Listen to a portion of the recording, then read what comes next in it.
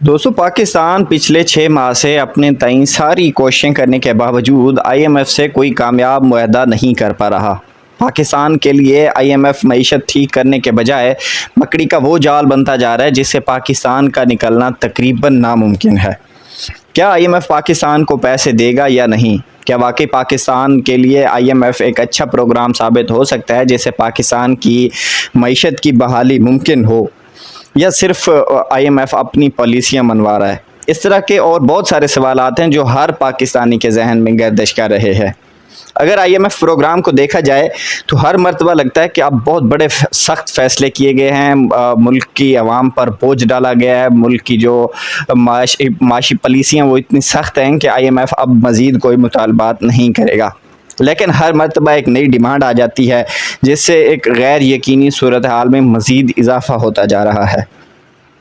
حکومت نے اگر آئی ایم ایف کے مطالبات مان بھی لیے تو سوال یہ پیدا ہوتا ہے کہ کیا اب آئی ایم ایف پاکستان کی کارکردگی اور معاشی پالیسیوں سے مطمئن ہوگا یا نہیں؟ پاکستان کو پیمنٹ ملے گی یا نہیں؟ پاکستان کی معیشت کی بحالی کا کوئی سہانا خواب پورا ہوتا نظر آ رہا ہے یا نہیں؟ یہ سب دیکھنا باقی ہے۔ اگر آئی ایم ایف مطالبات کی بات کی جائے تو آئی ایم ایف کے مطالبات اور دعوے سمجھ سے بالا تر ہیں۔ ایک طرف آئی ایم ایف پاکستان سے پیٹرولیم پروڈکٹس کی قیمتوں میں اضافے کا مطالبہ کرتا ہے تو دوسری طرف مہنگائی کم کرنے کا زور دیتا ہے۔ بجلی مہنگی ہونے سے مہنگائی میں کمی کیسے آ سکتی ہے، یہ گر آئی ایم ایف ہی سکھا سکتا ہے، ہمارے پاس تو نہیں ہے۔ جب پیٹرولیم پروڈکٹس کی قیمتوں میں اضافے ہوں گے، جب بجلی مہنگی ہوگی تو باقی مہنگائی کیسے کم ہو سکتی ہے؟ ایک طرف ڈالر کو پاک افغان بارڈر ریٹ کے مطابق کھلا چھوڑنے کا مطالبہ کرتا ہے اور دوسری طرف وہاں پر موجود منی لانڈرنگ کو روکنے کا مطالبہ کرتا ہے۔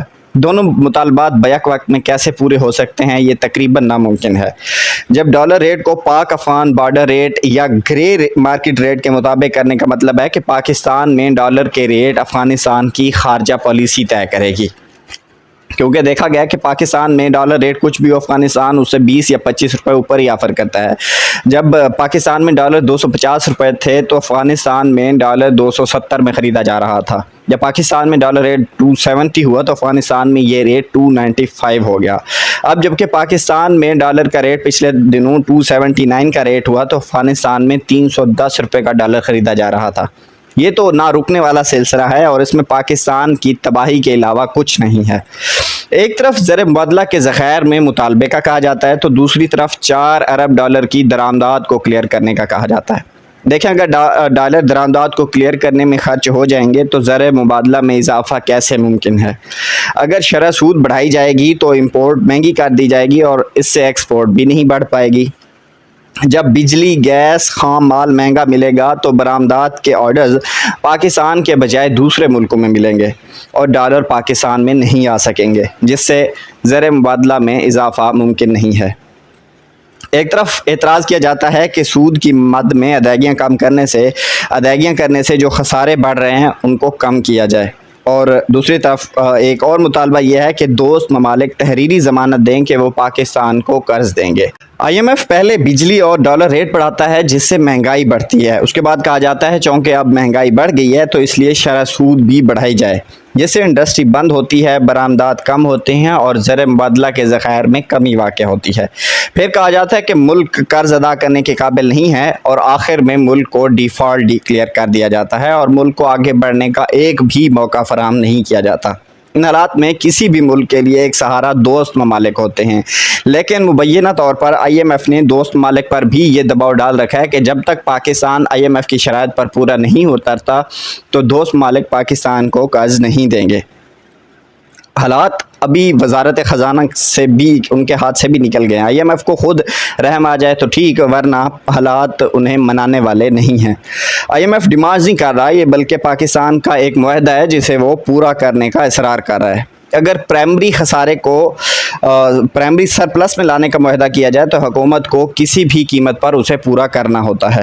آئی ایم ایف نے کب کہا کہ بجلی کی قیمتیں بڑھائیں؟ وہ کہتا ہے کہ بجلی روک کر بجلی کا نقصان پورا کریں۔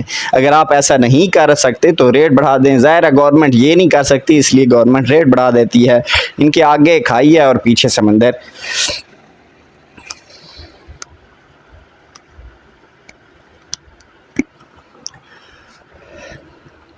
ماہرین کے مطابق اگر دیکھا جائے تو شرح سود بڑھانے کا فیصلہ غلط ہے۔ ترقی یافتہ ممالک میں 70% لوگوں نے گھر مارٹگیج کروائے ہوئے ہیں، وہاں شرح سود بڑھانے سے مہنگائی کم ہو سکتی ہے۔ پاکستان میں شرح سود بڑھانے سے انڈسٹری کو فرق پڑے گا، کیونکہ یہاں بینکوں سے قرض صرف انڈسٹری ہی لیتی ہے، پاکستان کا عام شہری بینکوں سے قرض نہیں لیتا۔